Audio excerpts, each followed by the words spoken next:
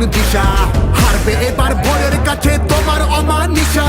ভাগ করেছো ধর্ম দিয়ে ভাষার অপমানে, লড়াই হলে জবাব দিতে এই বাংলাও জানে।